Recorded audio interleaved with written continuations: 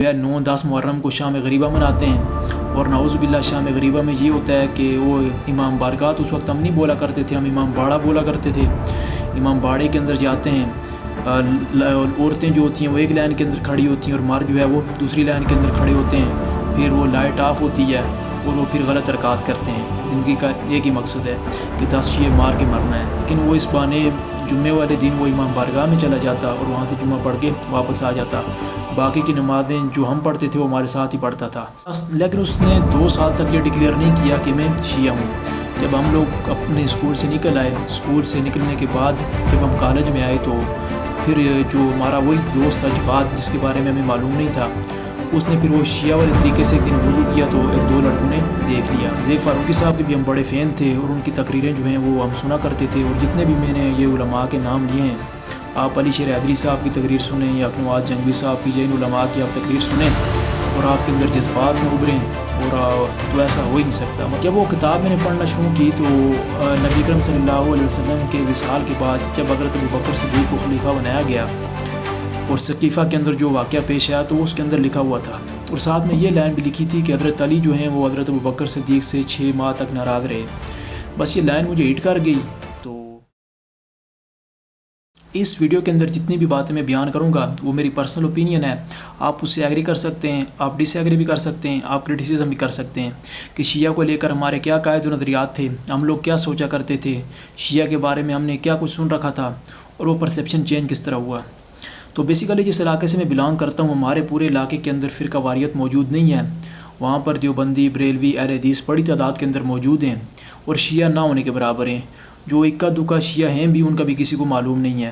باقی بات رہی جو 2 بڑے مسالک بڑی تعداد کے اندر موجود ہیں، دیوبندی اور بریلوی، یہ دونوں مسالک لوگ بھی ایک دوسرے کی مساجد میں آتے جاتے ہیں، نماز پڑھتے ہیں، ایک دوسرے کی مجالس میں جاتے ہیں، اور فرقہ واریت جس طرح پاکستان کے بڑے شہروں کے اندر موجود ہوتی ہے یا اس کو جس طریقے سے موجودہ دور میں ہوا دی جاتی ہے، اس حساب سے فرقہ واریت ہمارے علاقے کے اندر موجود نہیں ہے۔ باقی جہاں پر کچھ تھوڑی بہت موجود بھی ہے تو آپ کو ایک گھر کے اندر ایک دیوبندی مل جائے گا، ایک بریلوی مل جائے گا، اور ایک ہی گھر کے اندر اہل حدیث بھی آپ کو مل سکتا ہے۔ اسکول ٹائم کے اندر جب میں موو کر گیا اور بورڈنگ میں چلا گیا، ہاسٹل میں ہم لوگ رہا کرتے تھے، تو شیعہ کے حوالے سے ہم نے سن رکھا تھا کہ شیعہ جو ہیں وہ کافر ہیں، وہ اپنے بچوں کو ذبح کرتے ہیں، اور وہ جو ہے 9-10 محرم کو شام غریبہ مناتے ہیں، اور نعوذ باللہ شام غریبہ میں یہ ہوتا ہے کہ وہ امام بارگاہ اس وقت ہم نہیں بولا کرتے تھے، ہم امام باڑہ بولا کرتے تھے۔ امام باڑے کے اندر جاتے ہیں، عورتیں جو ہوتی ہیں وہ ایک لائن کے اندر کھڑی ہوتی ہیں اور مرد جو ہے وہ دوسری لائن کے اندر کھڑے ہوتے ہیں، پھر وہ لائٹ آف ہوتی ہے اور وہ پھر غلط حرکات کرتے ہیں۔ مطلب یہ ہمارا پرسیپشن بنا ہوا تھا اور یہ چیزیں ہم نے سن رکھی تھی۔ اس کے علاوہ ایک اور بات تھی کہ یہ لنگر کے اندر وہ تھوکتے ہیں اور تھوک ملا کر پھر جو ہے وہ باہر بانٹتے ہیں، یا پھر یہ گھوڑے سے چٹواتے ہیں اور اس کے بعد یہ ہے وہ لنگر تقسیم کرتے ہیں۔ ان کے یہاں قرآن مجید کے 40 پارے ہیں، ان کا کلمہ ہم سے مختلف ہے، ان کی نماز ہم سے مختلف ہے، یہ روزہ بھی ہم سے مختلف رکھتے ہیں، اور اس کے علاوہ کہ ان میں کوئی حافظ قرآن موجود نہیں ہوتا، یہ قرآن کو مانتے ہی نہیں ہیں۔ اس قسم کے کنسیپٹ ہمارے یہاں پائے جاتے تھے۔ اب مجھے جو ہے وہ شیعہ کو دیکھنے کا بڑا شوق تھا، میں نے اپنی زندگی کے اندر کبھی کوئی شیعہ دیکھا نہیں تھا، اور بعض تو دوست ایسے بھی تھے ساتھ میں جو اکثر یہ بات کہا کرتے تھے کہ ہماری زندگی کا ایک ہی مقصد ہے کہ 10 شیعہ مار کے مرنا ہے۔ اور ہمارے کمرے کے اندر ایک لڑکا تھا، اس کا نام جواد تھا، ہمارے ساتھ رہتا تھا، اٹھنا بیٹھنا کھانا پینا کھیلنا ایک ساتھ ہم جو ہے کھاتے تھے کھیلتے تھے، ہمارے کمرے میں ہی رہتا تھا، ہمارا رومیٹ تھا اور ہمارا بہت پکا دوست تھا۔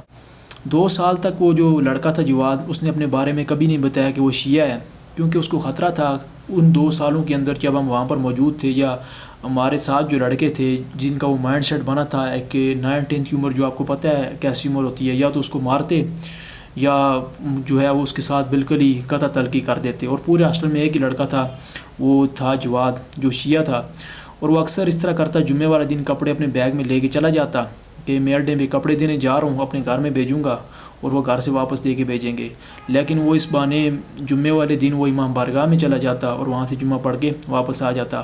باقی کی نمازیں جو ہم پڑھتے تھے وہ ہمارے ساتھ ہی پڑھتا تھا، لیکن اس نے 2 سال تک یہ ڈکلیئر نہیں کیا کہ میں شیعہ ہوں۔ جب ہم لوگ اپنے اسکول سے نکل آئے، اسکول سے نکلنے کے بعد جب ہم کالج میں آئے تو پھر جو ہمارا وہی دوست تھا جواد، جس کے بارے میں ہمیں معلوم نہیں تھا، اس نے پھر وہ شیعہ والے طریقے سے ایک دن وضو کیا تو 1-2 لڑکوں نے دیکھ لیا کہ وہ وضو کر رہا ہے، پاؤں سے شروع کر رہا ہے، اس کے بعد جو شیعہ اپنے طریقے سے وضو کرتے ہیں اس طریقے سے وہ وضو کر رہا تھا. پھر اس کے بعد اس نے یہ ڈکلیئر کیا کہ وہ شیعہ ہے اور اسے گھر سے منع کیا گیا تھا کہ اس نے اپنا جو ہے وہ مذہب بتانا نہیں ہے، اور جو لڑکے وہاں پر ہیں ان کے ساتھ ہی جو ہے وہ گزر بسر کرنا ہے. اور ان کے یہ بھی کنسیپٹ پایا جاتا ہے تقیے کا.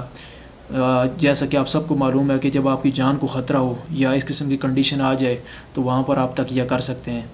تو وہ ہمارے ساتھ ہی اٹھتا بیٹھتا، کھاتا پیتا، نمازیں ہمارے ساتھ ہی 2 سال تک ادا کرتا رہا. 2 سال کے بعد اس نے اپنے آپ کو ڈکلیئر کر دیا کہ وہ شیعہ ہے. تو اس وقت ہمیں نہیں پتہ تھا کہ یہ لڑکا شیعہ ہے. اس کے بعد ہم کالج میں آ گئے تو بڑا شوق تھا شیعہ دیکھنے کا. تو کالج میں ہاسٹل کے اندر ہم نے سنا تھا ایک لڑکا ہے، اس کا نام عطر عباس ہے اور وہ شیعہ ہے. تو ہم نے فرسٹ ٹائم وہ لڑکا دیکھا عطر عباس جو شیعہ تھا. ہم بڑے کیوریس تھے میں ذاتی طور پر کہ جب اس کو دیکھا وہ بھی ہماری طرح انسان ہی تھا. اس کی وہی 2 آنکھیں، 2 ہاتھ، 2 پاؤں اور ہماری طرح دکھتا تھا. اس میں کوئی نئی چیز تھی نہیں. اسی قریب وہ تھا گلگت بلتستان سے. اور ہمارا ایک دوست تھا، جب اس کو پتہ چلا کہ یہ لڑکا شیعہ ہے تو اس نے ڈائریکٹ اس کے ساتھ لڑائی کر دی. ہاسٹل میں لڑائی ہو گئی اور لڑائی کے دوران ہاتھا پائی ہوئی. ہاتھا پائی کے دوران جو ہے وہ پھر دونوں طرف سے لڑکے آ گئے اور دونوں کو چھڑا دیا. اس کے بعد اس نے اور جو شیعہ لڑکا تھا عطر، اس نے آپس میں کبھی بھی بات نہیں کی. وہ تھا گلگت بلتستان کا اور اس نے اوپنلی بھی یہ ڈکلیئر کیا ہوا تھا کہ وہ شیعہ ہے. اس وقت بھی ہاسٹل میں بھی تقریباً ایک ہی شیعہ تھا اور وہاں پر جو گلگت کے باقی لڑکے تھے اس کے ساتھ جو تھی اس کی اچھی گپ شپ تھی، جو کہ اہل سنت تھے. ان کے ساتھ اٹھنا بیٹھنا، کھانا پینا، کھیلنا، ہر چیز جو ہے وہ چلتی تھی. ایک دوسرے کے ساتھ مذاق بھی کیا کرتے تھے. لیکن آپ کو پتہ ہی ہے گلگت کے اندر شیعہ سنی کنفلکٹ جو ہے وہ کس حد تک کبھی کبھار بڑھ جاتا ہے. اور اس دور کے اندر تو ایسے واقعات پیش آتے تھے. گاڑیوں کو روکا جاتا راستے میں اور ان کو گاڑیوں سے اتار کر قمیضیں اتار کے دیکھا جاتا. اگر ماتم کے نشان موجود ہے تو ان کو گولی مار دی جاتی. اسی طرح شیعہ جو تھے اہل سنت کو مارا کرتے تھے اور اہل سنت اہل تشیع کو مارا کرتے تھے. مطلب ایک وحشیانہ ماحول بنا ہوا تھا اور دونوں طرف سے لوگ جو ہے وہ مر رہے تھے.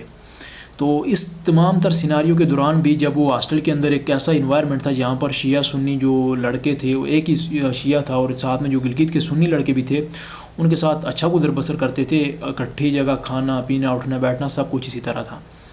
اب یہ دور بھی کچھ ایسا تھا کہ ہمارے پاس اس وقت ٹچ موبائل بھی نہیں تھا. ایک چھوٹا موبائل ہوا کرتا تھا، اس کے میموری کارڈ کے اندر ہم تقریریں بھر کے لے آیا کرتے تھے.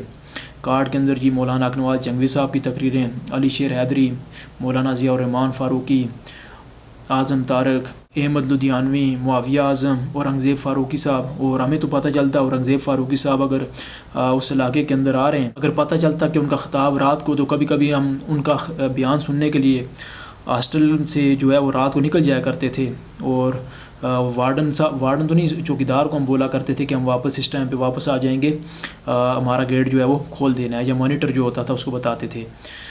تو اس طرح اورنگزیب فاروقی صاحب کے بھی ہم بڑے فین تھے اور ان کی تقریریں جو ہیں وہ ہم سنا کرتے تھے. اور جتنے بھی میں نے یہ علماء کے نام لیے ہیں، آپ علی شیر حیدری صاحب کی تقریر سنیں یا اکنواز جنگوی صاحب کی یا ان علماء کی آپ تقریر سنیں اور آپ کے اندر جذبات نہ ابھریں اور تو ایسا ہو ہی نہیں سکتا، مطلب امپاسبل ہے. تو بس یہی ٹائم آہستہ آہستہ گزرتا گیا. زیادہ اتنی انٹریکشن نہیں ہوئی. شیعہ کے بارے میں یہی کچھ سن رکھا تھا. تو کرتے کرتے پھر اس کے بعد ہم یونیورسٹی میں چلے گئے. جیسا کہ آپ سب کو معلوم ہے یونیورسٹی کے اندر جو ہے انوائرمنٹ ڈیفرنٹ ہوتا ہے. آپ میں سے جو لوگ یونیورسٹی پڑھتے ہیں وہاں پر مختلف سوچ کے لوگ آپ کو ملتے ہیں، مختلف نظریات کے لوگ آپ کو ملتے ہیں، مختلف قوموں کے لوگ آپ کو ملتے ہیں، مختلف فرقوں کے لوگ آپ کو ملتے ہیں. وہاں پر سوشل گیدرنگ کرنی پڑتی ہے اور وہاں پر بندہ آہستہ آہستہ سیکھتا ہے. دوسرا یہ تھا کہ ایک یونیورسٹی کے اندر بھی میں ذاتی طور پر جرنلزم کا اسٹوڈنٹ تھا. ایک تجسس تھا کہ نئے لوگوں کے ساتھ اٹھنا بیٹھنا، ان سے خاص کر کے یہ جو فیلڈ تھی، مطلب شیعہ سنی ہوگی، یہ اس قسم کی جو ڈیبیٹس ہوتی ہیں ان کو دیکھنا یا ان کے اندر جو ہے وہ انٹرفیئر کرنا، ہاسٹل میں جو لڑکے آپس میں کرتے تھے یا جو بھی. تو اس طرح ہمارا بھی کنسیپٹ بنا ہوا تھا. تو اسی طرح ایک بار اسی طرح ہوا کہ یونیورسٹی کے اندر میں لائبریری کے اندر چلا گیا اور لائبریری سے میں نے ایک کتاب اٹھائی، رینڈملی ایک بک اٹھائی، خلافت راشدہ. وہ کوئی رائٹر بھی کوئی اتنا کوئی خاص نہیں تھا، کوئی عام سا رائٹر تھا. جب وہ کتاب میں نے پڑھنا شروع کی تو نبی اکرم صلی اللہ علیہ وسلم کے وصال کے بعد جب حضرت ابوبکر صدیق کو خلیفہ بنایا گیا اور ثقیفہ کے اندر جو واقعہ پیش آیا تو اس کے اندر لکھا ہوا تھا اور ساتھ میں یہ لائن بھی لکھی تھی کہ حضرت علی جو ہیں وہ حضرت ابوبکر صدیق سے 6 ماہ تک ناراض رہے. بس یہ لائن مجھے ہٹ کر گئی. تو میں نے کہا ایسا کیسے ہو سکتا ہے، کیونکہ فرسٹ ٹائم پڑھا تھا، نہ کوئی اتنا ایکسپیرینس تھا. واپس آئے یوٹیوب پہ سرچ کیا. اب جب یوٹیوب پہ سرچ کیا تو شیعہ اسکالر کی ویڈیوز پہلے آئی. ذہن تو یہی بنا ہوا تھا ان کی تو بات ہی نہیں سننی, یہ تو بولتے ہی جھوٹ ہیں, ان کی بات سننے کا فائدہ کوئی نہیں ہے. تو وہ علماء سامنے آئی جو اتنے ہارڈ لائنر نہیں ہیں, مطلب جو معتدل ہیں. پھر مولانا اسحاق صاحب کی ویڈیو دیکھی, ڈاکٹر طاہر القادری صاحب کی ویڈیو دیکھی, پیر سید نصیر الدین شاہ صاحب کی ویڈیو دیکھی, اور اس قسم کی جو ہے وہ ویڈیوز دیکھی اس حوالے سے. لیکن اس کے اندر اتنی بات پتہ چلی کہ یہ واقعہ جو ہے وہ پیش آیا کہ حضرت ابوبکر صدیق رضی اللہ تعالیٰ عنہ کو خلیفہ کیسے بنایا گیا. جب یہ پتہ چلا یہ واقعہ حقیقت اور مبنی ہے, تو پھر اس کے بعد اچانک پھر شیعہ اسکالر کو بھی سننا شروع کر دیا. پھر میں نے بہت سارے شیعہ اسکالر سنے, جس کے اندر وہ اکثر شیعہ کے ذاکر بھی اپنے ایک بہت بڑے اسکالر کو کوٹ کرتے ہوتے ہیں. مبلغ اعظم مولانا محمد اسماعیل, ان کی کوئی آڈیو کلپس تھے یا ویڈیو کلپس تھے, وہ بھی میں نے سنے.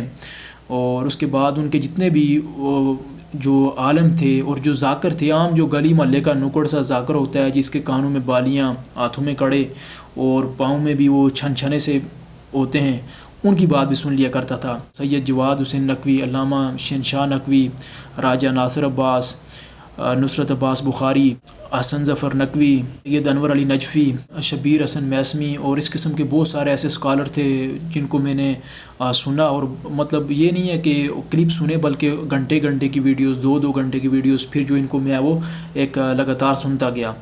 تو اس کے اندر پھر بہت ساری ایسی چیزیں تھیں جو ہائی لائٹ کی. پھر دونوں طرف سے انفارمیشن آ گئی. پہلے صرف ایک طرف سے انفارمیشن مل رہی تھی, اہل سنت کے علماء کو سنا کرتے تھے, پھر اہل تشیع کے علماء کو بھی سننا شروع کیا.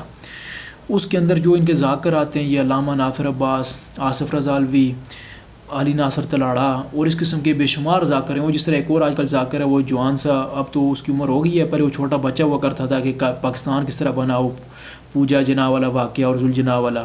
اور کبھی کبھی تو ابھی بھی مجھے ہنسی آتی ہے کہ کن لوگوں کو ہم سنا کرتے تھے اور ان کی باتوں کے اوپر بھی ہم جذباتی ہوا کرتے تھے. تو بس ایک سیکھنے کا ارتقائی عمل تھا, اور یہ سوچ جو ہے وہ آہستہ آہستہ تبدیل ہوتی جا رہی تھی.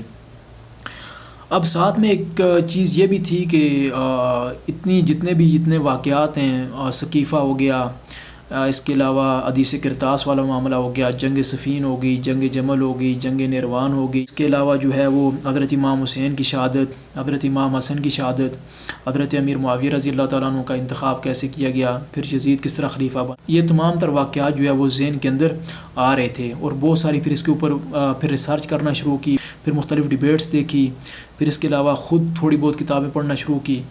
تو یہ تمام تر وہ واقعات تھے جو ہمیں پتہ چلے.